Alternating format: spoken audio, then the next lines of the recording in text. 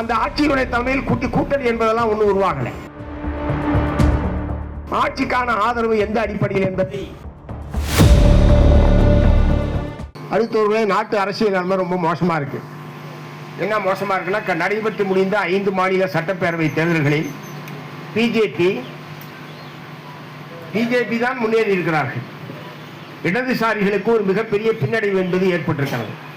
கேரளத்திலே நாம் ஆளுங்கட்சியாக இருந்தோம், இப்போது எதிர்கட்சியாக மாறி இருக்கிறோம். மேற்கு வங்காளத்திலே ஒரே ஒரு இடத்தில் தான் மார்க்சிஸ்ட் கம்யூனிஸ்ட் கட்சி வெற்றி பெற்றிருக்கிறது. பாண்டிச்சேரியிலே ஒரு இடத்திலே நாம் வெற்றி பெற்றிருக்கிறோம். தமிழகத்திலே 2 இடங்கள். ஆனால் இதில் அறுவடை செய்தது என்பது பார்த்தால் முன்னேற்றம், வளர்ச்சி என்று பார்த்தால் பிஜேபி தான் இதிலே முன்னேற்றம் அடைந்திருக்கிறார்கள். 5 மாநில சட்டப்பேரவை தேர்தலில் முறையாக தேர்தல் நடத்தி அவர்கள் வெற்றி பெறுவதிலே நமக்கு ஒன்றும் ஆட்சேபனை இல்லை. ஆனால் இப்போது அவர்கள் செய்து கொண்டிருப்பதெல்லாம் பாராளுமன்றத்துக்குள் 3/2 மெஜாரிட்டியை எப்படியாவது பெற வேண்டும் என்கிற தீய நோக்கத்தோடு கட்சிகளை உடைப்பது, சட்டமன்ற நாடாளுமன்ற உறுப்பினர்களை விலைக்கு வாங்குவது என்பதை நாட்டினுடைய பல்வேறு மாநிலங்களும் அவர்கள் அரங்கேற்றிக் கொண்டிருக்கிறார்கள். சட்டமன்ற உறுப்பினர்களை வாங்கியதன் மூலமாக சில ராஜ்யசபா உறுப்பினர்களை அவர்கள் கூடுதலாக பெற்றிருக்கிறார்கள். ஏற்கனவே நடைபெற்ற நாடாளுமன்ற தேர்தலில் 240 இடங்களில் தான் அவர்கள் வெற்றி பெற்றார்கள். அதை நீங்கள் மறந்து விடாதீர்கள். 240 இடங்களில் மட்டும்தான் வெற்றி பெற்றார்கள். அறுதி பெரும்பான்மை என்பதே அவர்களுக்கு இல்லை. அறுதி பெரும்பான்மைக்கு சந்திரபாபு நாயுடு போன்றவர்கள் உதவியோடு தான் அவர்கள் ஆட்சியை அமைத்தார்கள். ஆனால் இப்போது உதாரணத்துக்கு மேற்கு வங்காளத்தில் அவர்கள் 207 இடங்களில் வெற்றி பெற்றிருக்கிறார்கள்.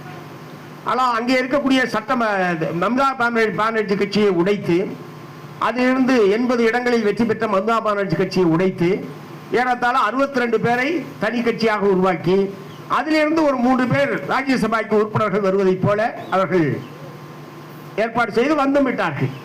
ஆகவே இப்போது ராஜ்யசபாவில் அவர்களுக்கு எதிர்பார்க்கிற மாதிரியான பெரும்பான்மை என்பது கிடைத்துவிட்டது.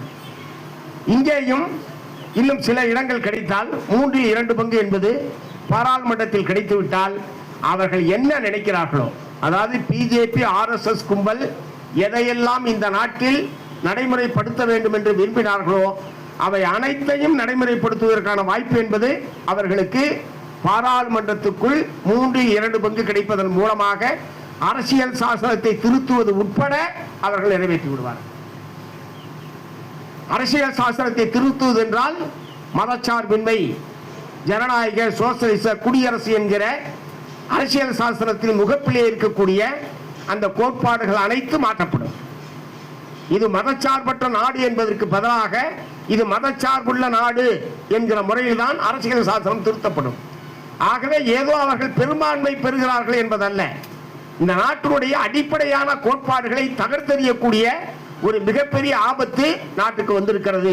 ஆகவேதான் நாம் இதை பற்றி மிகுந்த கவலை கொள்கிறோம்.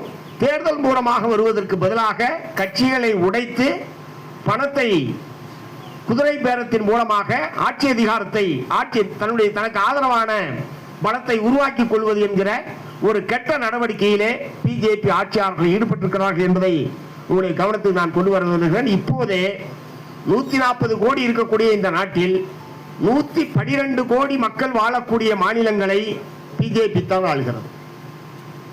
மற்ற மாநிலங்களில் தான் இங்கே தாவேக ஆளுவதைப் போல, வேறு சில மாநிலங்களில் காங்கிரஸ் ஆளுவதைப் போல, இப்படி சில மாநிலங்கள் இருக்கிறதே தவிர 112 கோடி மக்கள் வாழக்கூடிய மாநிலங்களில் பிஜேபி தான் மாநில ஆட்சியை கைப்பற்றி இருக்கிறார்.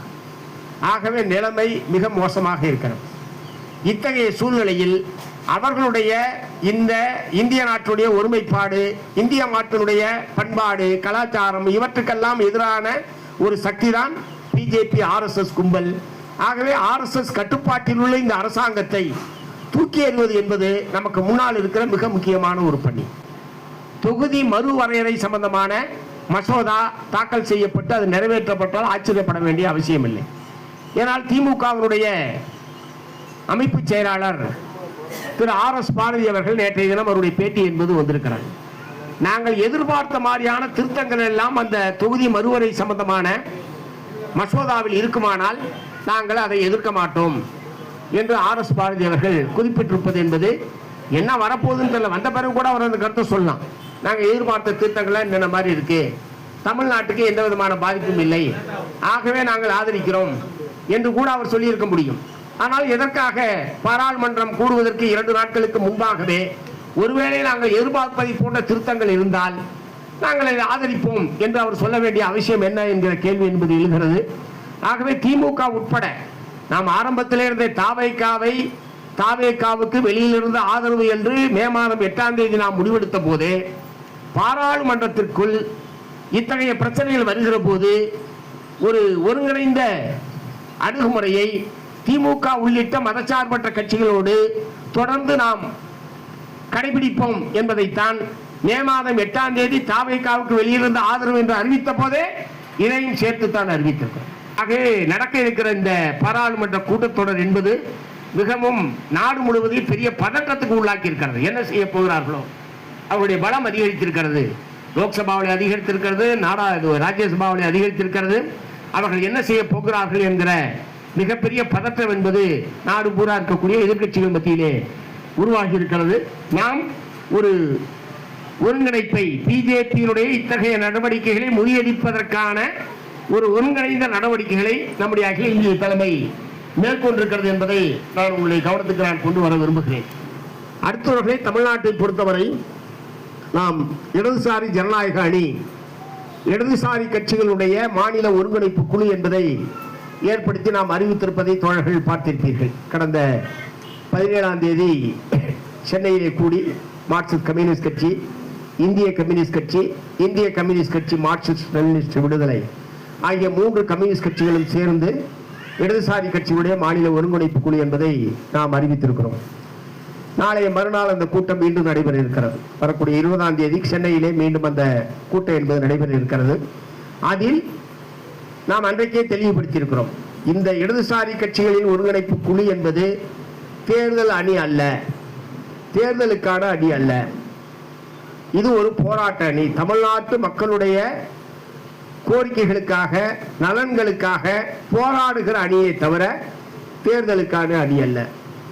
அப்படின்னா தேர்தலில் போட்டியிட மாட்டீங்களா கேட்டீங்கன்னா, தேர்தல் வரும்போது அதை பற்றி நாம் பேசுவோம். தேர்தல் புறக்கணிப்பு என்பதெல்லாம் யாருக்கு இந்த 3 கட்சிக்குமே அத்தகைய எந்த விதமான கொள்கையும் கிடையாது. தேர்தலில் போட்டியிடுவது என்பதை பாராளுமன்ற ஜனநாயகத்தை ஏற்றுக்கொண்டிருக்கக்கூடியவர்கள் தான் இந்த 3 கட்சிகளுமே. தேர்தல் வரும்போது தேர்தல் அணி சேர்க்கையை பற்றி நாம் யோசிப்போம். ஆனால் இந்த ஒருங்கிணைப்பு என்பது தமிழ்நாட்டு மக்களுடைய நலன் சார்ந்த கோரிக்கைகளுக்காக போராடுகிற ஒரு போராட்ட அணி என்கிற முறையில் ஆகிய 20ஆம் தேதி அதற்கான என்னென்ன ஒவ்வொரு கட்சிக்கும் தனித்தனி திட்டம் இருக்கிறது. மார்க்சிஸ்ட் கம்யூனிஸ்ட் கட்சிக்கு ஒரு திட்டம் இருக்கிறது, இந்திய கம்யூனிஸ்ட் கட்சிக்கு ஒரு கட்சி திட்டம் என்பது இருக்கிறது, அதே மாதிரி CPIML-க்கு ஒரு கட்சி திட்டம் என்பது இருக்கிறது. ஆகவே வெவ்வேறு கட்சி திட்டம் இருக்கிற காரணத்தினால்தான் வெவ்வேறு கட்சிகளாக நாம் இருக்கிறோம். ஆகவே அதில் எந்த விதமான மாறுபட்ட கருத்தும் கிடையாது. அதே நேரத்தில் ஒத்த கருத்துடைய கோரிக்கைகள் பிரச்சனைகளில் சேர்த்து செயல்படுவது, இணைந்து செயல்படுவது என்கிற முறையிலே தான் இந்த முயற்சியை நாம் எடுத்திருக்கிறோம். ஆகவே இதன் மூலமாக தமிழ்நாட்டில் இடதுசாரி கருத்தியலை தமிழ்நாட்டுடைய மக்கள் மத்தியில் கொண்டு செல்வது, இடதுசாரிகளுக்கு ஆதரவான ஒரு நிலைமையை தமிழ்நாட்டு மக்கள் மத்தியில் ஏற்படுத்துவது என்கிற நோக்கத்தோடு தான் இந்த அணியை நாம் உருவாக்கியிருக்கிறோம், இந்த ஒருங்கிணைப்பை நாம் உருவாக்கியிருக்கிறோம். ஆகவே இந்த அணிதான் சரியான மாற்று அணி. எல்லா மக்களுடைய எல்லா விதமான பிரச்சனைகளுக்குமான ஒரு மாற்று கொள்கைகளை வைத்திருக்கிற அணி இந்த அணிதான். ஆகவே இந்த அணி பலப்படுவதும், இந்த அணி பரவலாக மக்கள் மத்தியிலே கொண்டு செல்வதும், வேகமாக எவ்வளவு வேகமாக முடியுமோ அவ்வளவு வேகமாக நாம் செயல்படுவதன் மூலமாக ஒரு மாற்று இடதுசாரி மாற்று கருத்துக்களை மாற்று கொள்கைகளை மக்கள் மத்தியில் கொண்டு போவதற்கான ஒரு நல்ல வாய்ப்பாக இது அமையும். அந்த வகையில் 20ஆம் தேதி நாம் மாநில அளவில் ஒரு பேரணியை திட்டமிடலாம் என்று யோசித்திருக்கிறோம். 20 சர்டிபிகேட் கேட்கிறாரு, இவர் இந்த பிரிவை சார்ந்தவர், இஸ்லாமியரில் இந்த பிரிவை சார்ந்தவர் சான்றிதழ் கேட்கிறார்.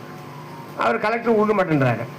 அதே இதுக்கு நீதிமன்றத்துக்கு போறாரு. பிரச்சனை என்ன, இவர் இந்த பிரிவை சார்ந்தவர், மாவட்ட ஆட்சித்தலைவர் சான்றிதழ் தரலாமா வேண்டாமா என்பதுதான் வழக்கு. வழக்கினுடைய பிரதானமான இந்த பிரதானமான விஷயத்தை விட்டுவிட்டு மொத்தத்தில் நீங்க மதம் மாறுறீங்கல்ல, இந்து மதத்தில் வேற்றுமை இருக்கிறது, பாகுபாடு இருக்கிறது என்ற காரணத்தை சொல்லிதான் நீங்கள் இஸ்லாமிய மதத்துக்கு மாறுகிறீர்கள்.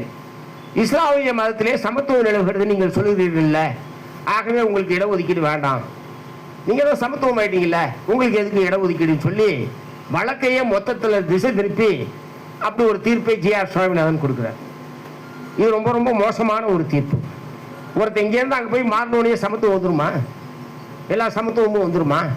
ஆனால் ஒரு விதண்டாவாதத்துக்காக நீதிபதி ஜி.ஆர். சுவாமிநாதன் அவர்கள் அப்படி ஒரு தீர்ப்பை அதை எதிர்த்து மேல்முறையீடு செய்ய வேண்டும் என்று நாம் வற்புறுத்தினோம். இப்போது அதையும் எதிர்த்து மேல்முறையீடு செய்திருக்கிறார்கள். அதே மாதிரி திருப்பரங்குன்ற விஷயத்தில் அவர்கள் ஏற்கனவே இருந்த அரசாங்கத்துடைய அந்த வேறொரு இடத்தில் ஏற்ற மாற்றோம் என்கிற அரசினுடைய நிலைப்பாடு, வழக்கமான இடத்தில் தான் தீர்வம் ஏற்றப்படும் என்கிற அந்த நிலைப்பாட்டில் இந்த அரசும் உறுதியாக இருக்கிறது என்று தெளிவுபடுத்துகிறது. இப்படி பல்வேறு பிரச்சனைகளில் அரசனுடைய கவனத்திற்கு நாம் கொண்டு போன பிரச்சனைகளில் பலவற்றில் அவர்கள் நம்முடைய நிலைப்பாட்டை ஏற்றுக்கொண்டிருக்கிறார்கள். கரூரிலே நெரிசல் மரணத்தில் பாதிக்கப்பட்ட குடும்பத்திற்கு வேலை வழங்குவது என்கிற அந்த முடிவு கூடாது என்று நாம் சொன்னோம். ஆனால் அவர்கள் வேலை வழங்கியிருக்கிறார்கள், நீதிமன்றத்தில் வழக்கு இருக்கிறது. ஆகவே சிலவற்றை ஏற்றுக்கொள்கிறார்கள், சிலவற்றை அவர்கள் தீர்மானித்த அடிப்படையில் செயல்படுத்துகிறார்கள் என்பதுதான் இப்போது இருக்கக்கூடிய நிலைமை. ஆகவே அவர்கள் ஒரு மதச்சார்பற்ற அரசு என்கிற முறையில் அவர்கள் நாங்கள் செயல்படுவோம் என்று ஏற்கனவே நம்மளிடம் உறுதி கொடுத்திருக்கிறார்கள். அந்த முறையில் நம்முடைய ஆதரவு என்பது தொடர்கிறது. இந்த மாதிரி பிரச்சனைக்கு பிரச்சனை நாம் மாறுபடுகிற விஷயங்களில் நம்முடைய மாறுபாடுகளை பகிரங்கமாக நாம் வெளிப்படுத்துகிறோம். அமைச்சர்களுடைய கவனத்துக்கு கொண்டு போகிறோம், முதலமைச்சருடைய கவனத்துக்கு கொண்டு போகிறோம். சிலவற்றை அவர்கள் ஏற்று அதை செயல்படுத்துகிறார்கள். சிலவற்றில் அவர்களுக்கு உடன்பாடு இல்லாத விஷயத்தில் அவர்கள் கட்சி ஆட்சி என்ன நடத்த வேண்டும் என்று நினைக்கிறார்களோ அதை செய்கிறார்கள். இப்படி ஒரு போக்கு என்பது இந்த அரசாங்கம் என்பது இப்படித்தான் நடந்து கொண்டிருக்கிறது. ஆகவே பிரச்சனைக்கு பிரச்சனை நமக்கு ஏற்புடையதாக இருந்தால் அதை வரவேற்பதும், நமக்கு ஏற்பு இல்லாத ஒரு அறிவிப்பை, திட்டங்களை, சட்டங்களை அவர்கள் நிறைவேற்றுகிறார்கள் என்று சொன்னால் அதை எதிர்ப்பது என்பதைத்தான் மார்க்சிஸ்ட் கம்யூனிஸ்ட் கட்சி இந்த ஆட்சியை பொறுத்தவரை நம்முடைய அணுகுமுறையாக ஏற்கனவே நாம் வெளிப்படுத்தியிருக்கிறோம். ஆகவே அந்த வகையில் நம்முடைய ஆதரவு என்பது, வெளியிலிருந்து ஆதரவு என்பது தொடரும். அந்த ஆட்சியினுடைய தலைமையில் கூட்டணி என்பதெல்லாம் ஒன்றும் உருவாகலை. அப்படி ஒரு பேச்சுக்கள்லாம் வந்தது. நாம் அந்த கூட்டணியில் சேருவதாகவும் இல்லை. நான் ஏற்கனவே சொல்லிவிட்டேன், இடதுசாரி அணி என்பதுதான் நம்முடைய நிரந்தரமான அணி. இடதுசாரி ஒருங்கிணைப்பு குழு என்பதுதான் நம்முடைய நிரந்தரமான வழி. அதைத்தான் நம்முடைய மாநில குழு தீர்மானித்திருக்கிறோம். அதற்கான முறையில் நம்முடைய செயல்பாடு என்பது இருக்கும். ஆட்சிக்கான ஆதரவு எந்த அடிப்படையில் என்பதை ஏற்கனவே நாம் விளக்கி இருக்கிறோம். ஆகவே அந்த வகையில் இந்த அரசியல் நிலைப்பாட்டை தோழர்கள் புரிந்து கொண்டு நம்முடைய கட்சி நிலையிலிருந்து தமிழ்நாட்டு மக்கள் மத்தியிலே, நம்முடைய தோழர்கள் மத்தியிலே உரையாடுவது, கருத்துக்களை பரப்புவது, பேசுவது, வாத பிரதிவாதங்களை செய்வது என்கிற முறையில் நம்முடைய தோழர்கள் செயல்பட வேண்டும்.